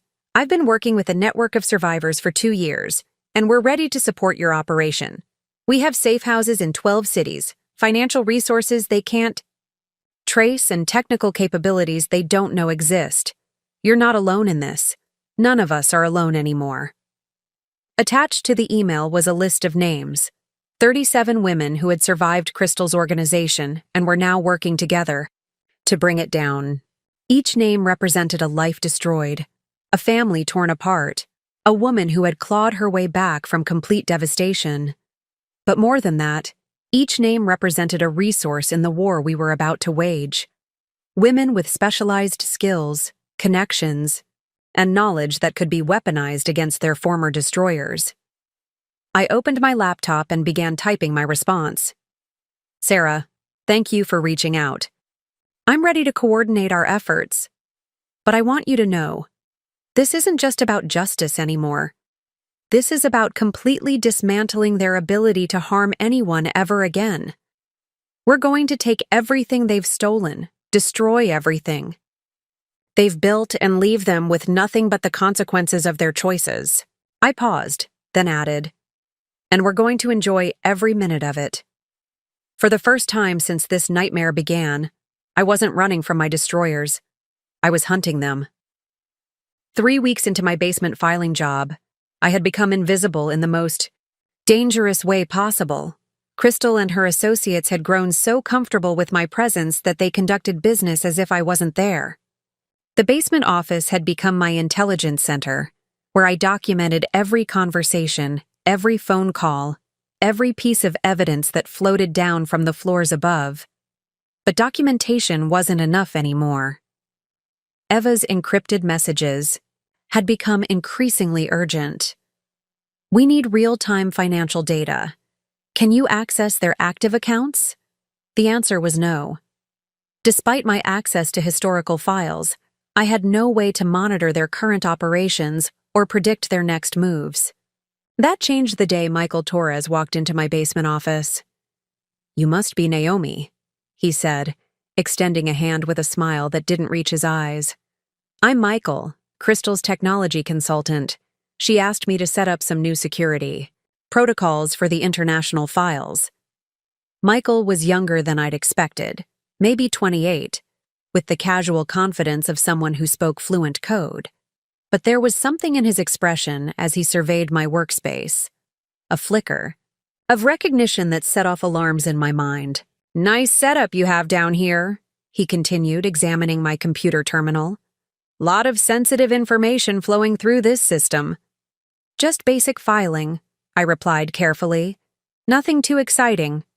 Oh, I think you're being modest. Michael's smile sharpened. Eva Martinez sends her regards. My blood froze. Either Michael was working with Eva, or I was about to be exposed as a spy. But his next words clarified everything. She asked me to teach you some new skills that might help with your career development. Michael turned out to be a former NSA cybersecurity specialist who had discovered Crystal's organization when they targeted his sister 2 years ago. Like Eva and Sarah, he had chosen to fight back rather than run away. But his weapons were digital rather than physical. First lesson, he said, connecting a small device to my computer. This is a keylogger. It'll capture every password, every login, every piece of financial data that gets entered on this terminal. Won't they detect it? Not if we're smart about it. This model mimics normal system processes. To anyone running standard security scans, it'll look like routine operating system functions. Over the next 2 hours, Michael transformed my basement office into a sophisticated surveillance center. Hidden cameras, audio recorders, network monitoring tools, everything I needed to document Crystal's organization in real time. But the real game changer, he said, installing software on my computer, is this financial tracking program. It'll monitor every transaction, every wire transfer, every digital payment that flows through Morrison & Associates network. How is that legal? It's not. But then again, neither is identity theft, mortgage fraud, or murder. Michael's expression darkened. My sister didn't survive their relocation program. This isn't about legal anymore. This is about justice. The software was elegantly simple. Every financial transaction would be automatically copied to an encrypted server that Eva's network controlled. Within days, we would have real-time visibility into every aspect of Crystal's money laundering operation. There's one more thing, Michael said, handing me a sophisticated smartphone that looked identical to my regular phone. This will let you communicate securely with our network, access the financial monitoring system, and coordinate operations. But Naomi? His expression became deadly serious. Never let them see this phone. If they discover what you're really doing down here. I know. Jennifer Martinez wasn't the only one who didn't survive. The first major breakthrough came 3 days later. The financial monitoring system lit up with a massive transaction. $5 million transferred from First National Bank to an offshore account in the Cayman Islands. But the transfer wasn't initiated by Crystal or Rudy. It was authorized by David Chen, Rudy's younger brother. I stared at the screen in shock. David, who I'd always liked, who seemed like the moral center of Rudy's family, was part of the criminal organization. The transfer was connected to a property in Miami Beach, the same property purchased using Eva Martinez's stolen identity. But there was more. The financial data revealed a pattern I hadn't seen before. David wasn't just helping with money laundering. He was running his own parallel operation, targeting Asian American families through a network of community organizations and cultural centers. My phone buzzed with an encrypted message from Eva. David Chen has been operating independently for 18 months. At least 12 families destroyed. We need to move faster. The scope was staggering. What I'd thought was Crystal's criminal organization was actually a hydra with multiple heads, each targeting different communities, all coordinating to maximize damage while minimizing detection. I called Pearl that night using the secure phone, breaking protocol because I needed to hear my sister's voice. Naomi? You sound different. Stronger. I am stronger. Pearl, I need you to do something for me. And I can't explain why. Anything. Cancel any financial appointments you have scheduled for the next month. Don't sign any documents. Don't meet with any investment advisors. And don't trust anyone who approaches you about overseas opportunities. Naomi, you're scaring me. Good. Being scared will keep you alive. I paused, choosing my words carefully. The people who destroyed my marriage are part of something bigger, and they're targeting our family. I'm working to stop them, but I need you to stay safe while I do it. How can I help? By trusting me and staying exactly where you are. And Pearl? If anything happens to me, if I disappear, or if you hear that I've had an accident, contact Detective Williams in Chicago immediately. He has all the evidence. That night, I sat in my basement office surrounded by the tools Michael had given me, watching real-time financial data flow across my screen like a digital river of stolen lives. Each transaction represented a family destroyed, a woman disappeared, a life erased from existence. But for the first time since this nightmare began, I wasn't just a victim gathering evidence. I was becoming something Crystal's organization had never encountered before, a predator who understood their methods better than they understood themselves. The hunter was learning to hunt, and soon it would be feeding time. 6 weeks into my role as Crystal's unwitting intelligence asset, everything changed with a single phone call. I was organizing files in my basement office when Richard Morrison's voice echoed through the building's intercom system. Crystal, please bring Naomi to the conference room. We have visitors. Crystal appeared at my office door within minutes, her expression unusually tense. Change of plans. Dad wants you upstairs for a client meeting. Me? But I'm just doing data entry. Apparently not anymore. Her smile was strained. Some international investors specifically requested someone with your background. My pulse quickened. Either my cover was blown, or something unexpected was happening. I followed Crystal to the elevator, my mind racing through possibilities while my hand unconsciously checked for the secure phone hidden in my jacket. The conference room was filled with people I didn't recognize. 5 men and 2 women in expensive suits, speaking in accented English that suggested European origins. At the head of the table sat Richard Morrison, looking more serious than I'd ever seen him. Naomi, please sit down, Richard said, gesturing to an empty chair. These are representatives from Nordic Property Consortium, and they have a proposition that might interest you. The lead investor, a distinguished man with silver hair and sharp eyes, leaned forward. Ms. Chen, we understand you have experience with international property analysis and financial documentation. I kept my expression, neutral despite my confusion. Basic experience, yes. We represent a group of Scandinavian investors looking to acquire distressed properties in the American market. We need someone who can evaluate opportunities quickly and discreetly. His English was precise, with a slight accent I couldn't place. Crystal Morrison has recommended you highly. Crystal's smile was brilliant, but I caught the uncertainty in her eyes. This meeting wasn't planned by her, which meant someone else was orchestrating events. What kind of properties are you interested in? I asked. Foreclosed homes, primarily. Properties that have been recently acquired by banks or private investors. The woman beside him, elegant with platinum blonde hair, slid a portfolio across the table. We're particularly interested in properties that come with complete documentation of their previous ownership history. My blood went cold. They were describing exactly the kind of properties Crystal's organization specialized in stealing. But something felt wrong about these investors. Their questions were too specific, their interest too focused. The compensation would be substantial, the lead investor continued. $50,000 per property evaluation, plus bonuses for particularly valuable acquisitions. The work would require some travel, initially to Dubai, where we're establishing a Middle Eastern acquisition office. Dubai, the same city Ava had mentioned as a hub for international money laundering. The same destination Crystal had suggested for my fresh start. That's very generous, I said carefully. But I should mention that I'm still learning the international market.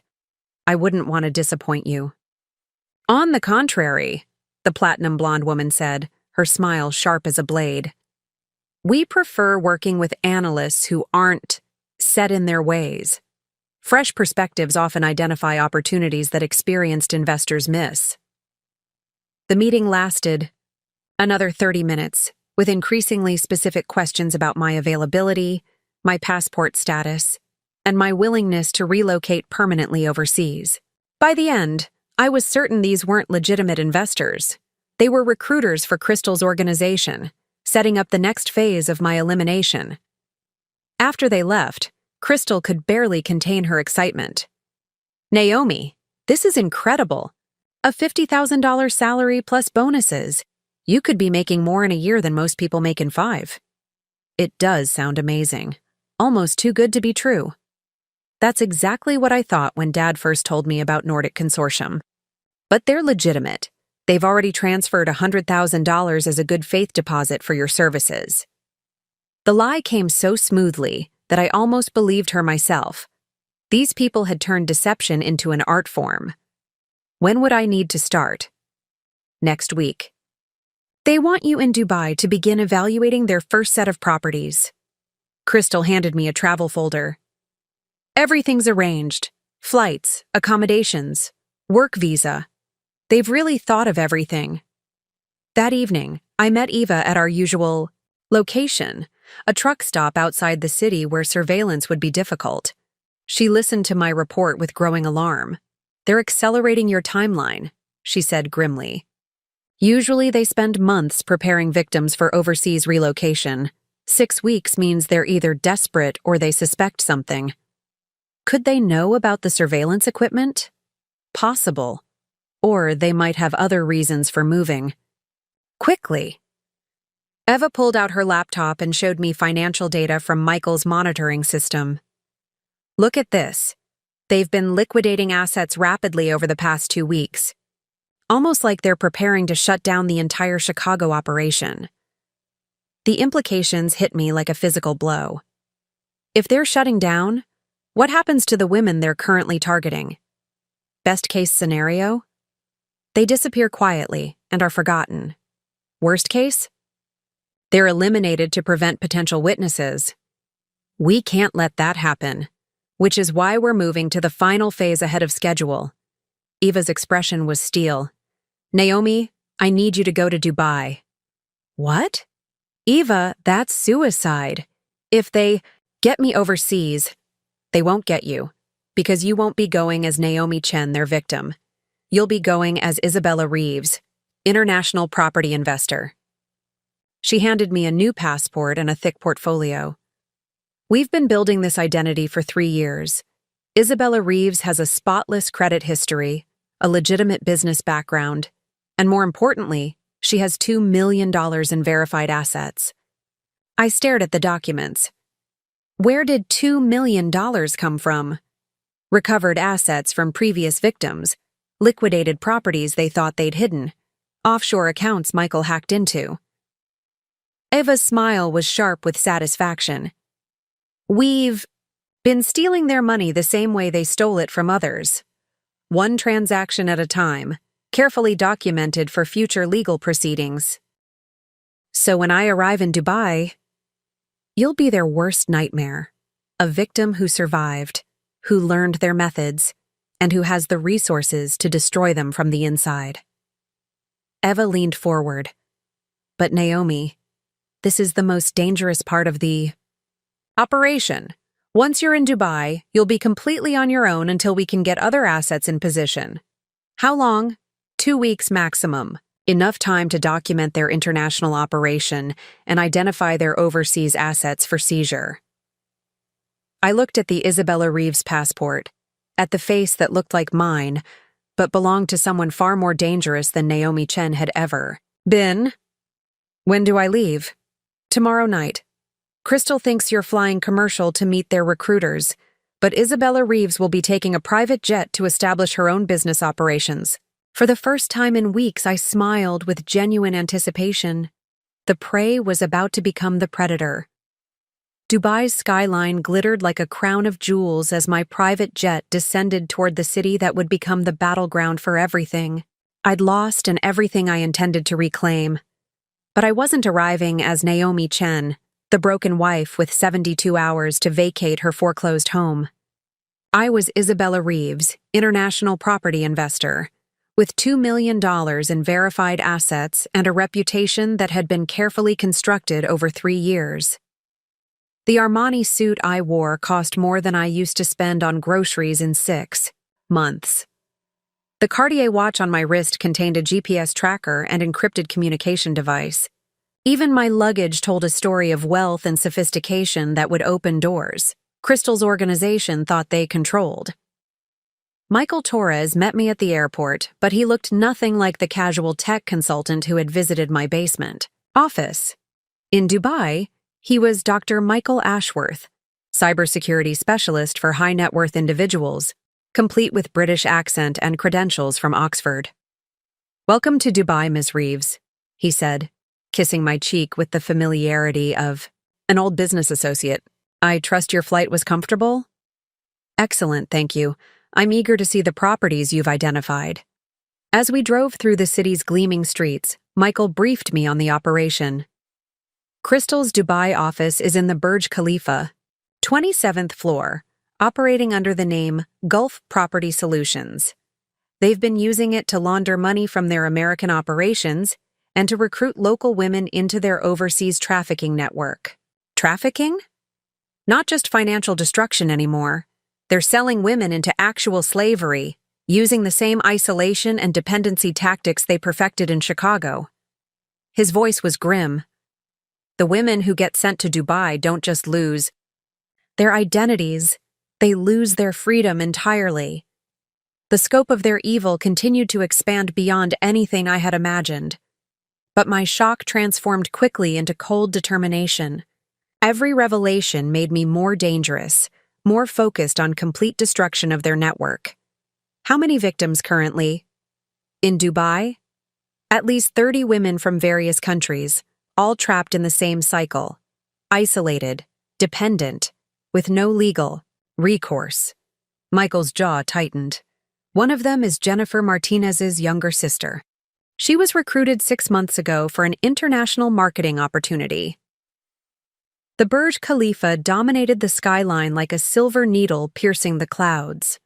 As we approached the building, I felt something shift inside me, a predatory calm that reminded me more of hunting than of fear.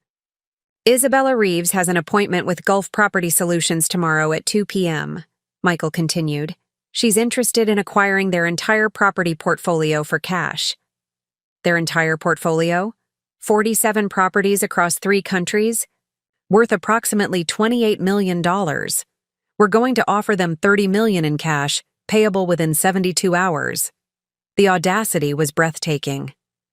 We were going to buy their entire criminal empire out from under them, using money they had stolen from their victims.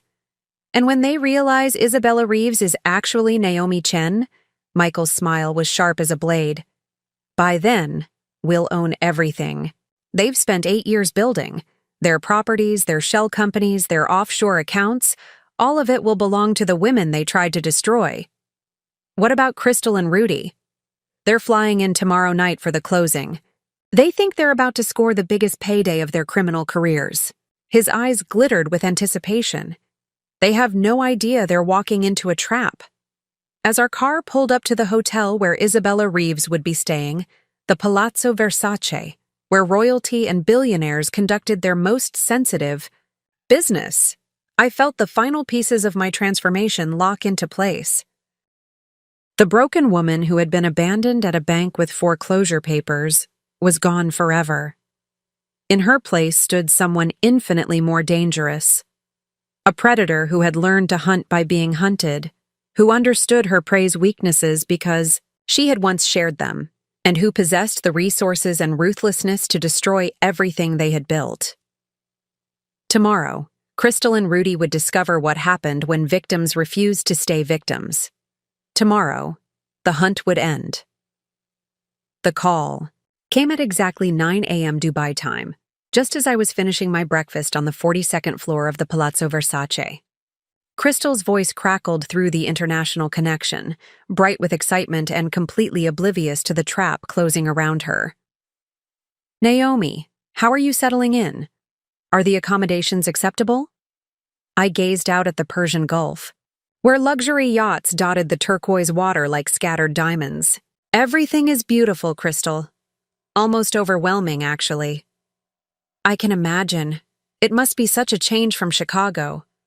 But don't worry, Mr. Erickson and his team will take good care of you.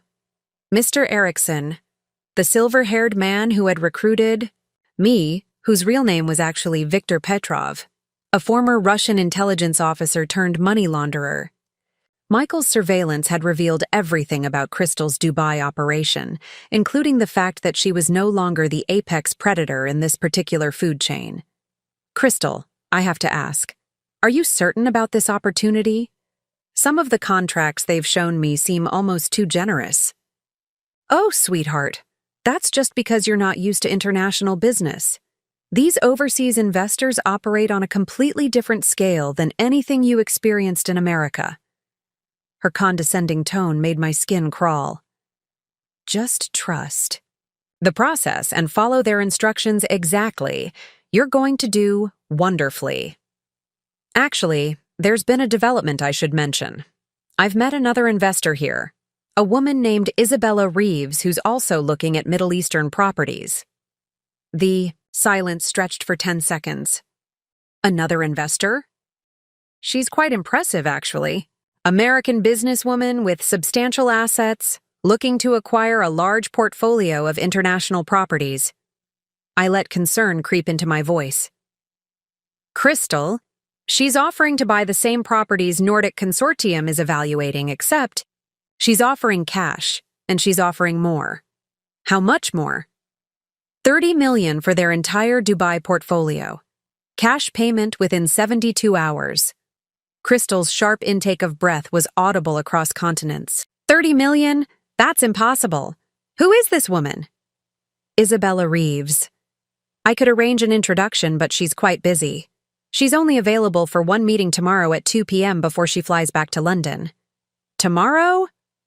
Crystal's voice was tight with barely controlled greed. Naomi, this could be incredibly important.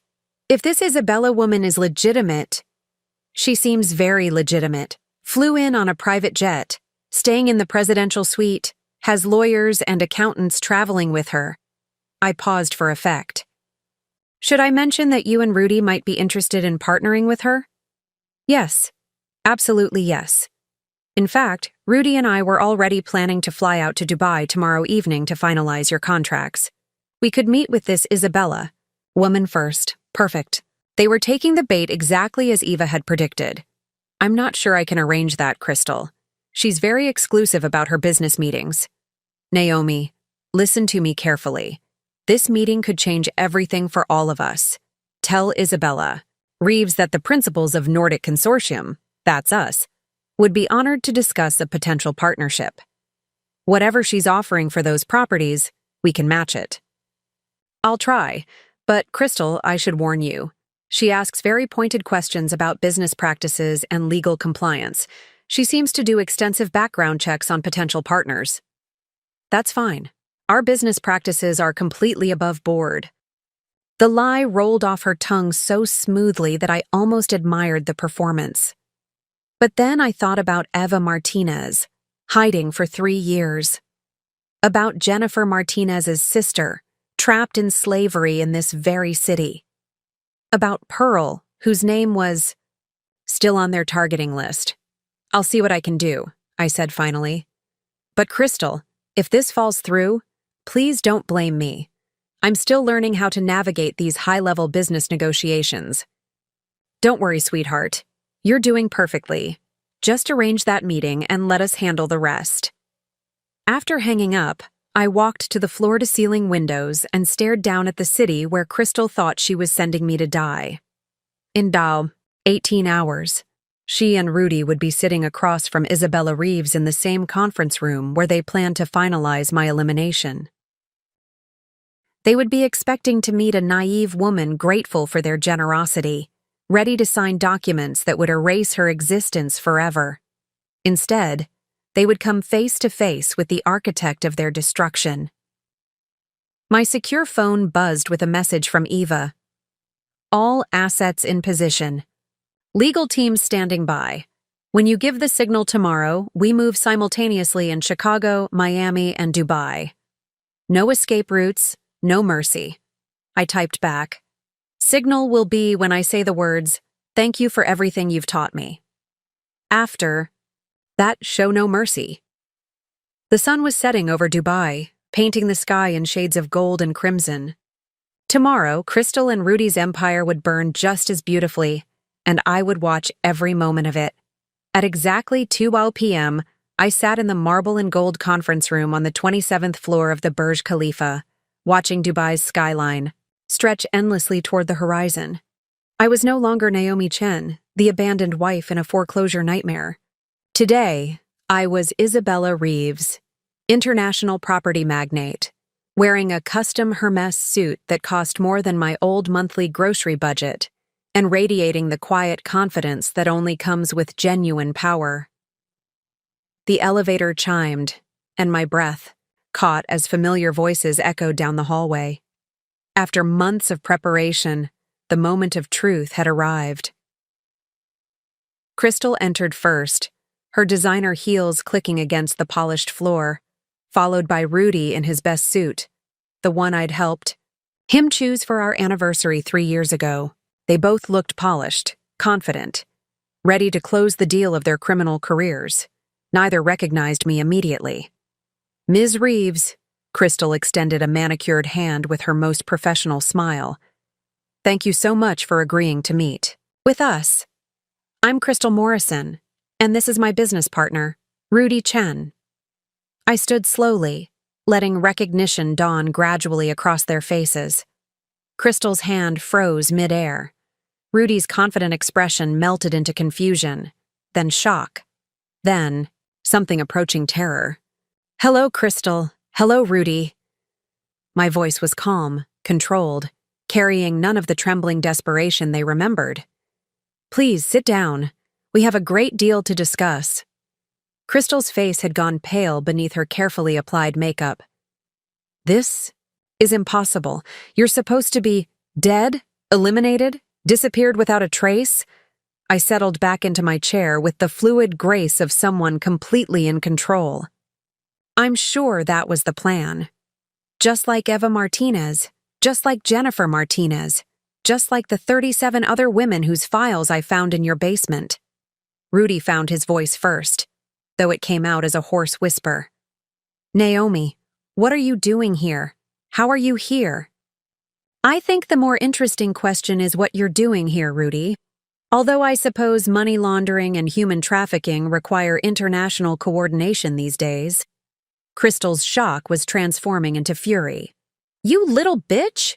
Do you have any idea what you've stumbled into? This isn't some divorce drama. This is a business worth millions. 47 properties across 3 countries to be exact. 28 million in current assets, not counting the offshore accounts. I slid a thick portfolio across the table. I've made a comprehensive offer for your entire operation. Rudy opened the folder with shaking hands. $30 million. Cash payment in 72 hours. He looked up at me with growing horror. Where did you get $30 million? From your victims. Every dollar you stole, every property you seized, every account you thought you'd hidden. I leaned forward slightly. You see, while you were teaching me about my place in the world, I was learning about yours. And I discovered something fascinating. Your entire empire is built on assets that don't legally belong to you. Crystal was on her feet now, pacing like a caged predator. This is insane. You were nothing. A housewife with no skills, no connections, no power. You can't just transform myself into someone dangerous? I smiled with genuine amusement. But that's exactly what I did. You gave me the greatest gift possible, Crystal. You destroyed the woman I was and forced me to become someone infinitely more capable. What do you want? Rudy's voice was barely audible. Justice. For Eva Martinez, who's been hiding for 3 years because you planned to murder her. For Jennifer, Martinez's sister, who's currently being held in slavery in this very city. For Pearl, whose name I found on your targeting list. I stood, moving to the floor-to-ceiling windows. But mostly, I want you to experience exactly what you've inflicted on others. You can't prove anything, Crystal said, but her voice lacked conviction. Actually, I can prove everything. Bank records, recorded conversations, surveillance footage, testimony from dozens of survivors. I turned back to face them. The FBI is executing search warrants in Chicago as we speak. Your Dubai assets are being frozen by international banking authorities, and your shell companies are being dissolved by courts in 3 countries. The silence stretched for 30 seconds before Rudy spoke. What happens to us? That depends on how cooperative you're willing to be with authorities. Full confession, asset forfeiture, and assistance in locating missing victims might earn you life sentences instead of death penalties. Crystal lunged toward me, her mask of sophistication finally slipping completely. You destroyed everything. Years of work, millions of dollars. Thank you for everything you've taught me, I said calmly, triggering the phrase that would signal Eva to begin the final phase. Security guards appeared in the doorway. Not Victor Petrov's men, but Dubai. Police officers accompanied by FBI agents who had been waiting for this moment. As they read Crystal and Rudy their rights, I watched their faces cycle through disbelief, rage, and finally, the crushing realization that they had been completely outmaneuvered by the woman they'd tried to erase.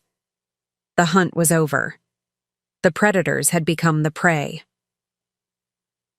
5 years later, I stood in the marble lobby of First National Bank, but this time I wasn't clutching foreclosure papers with trembling hands.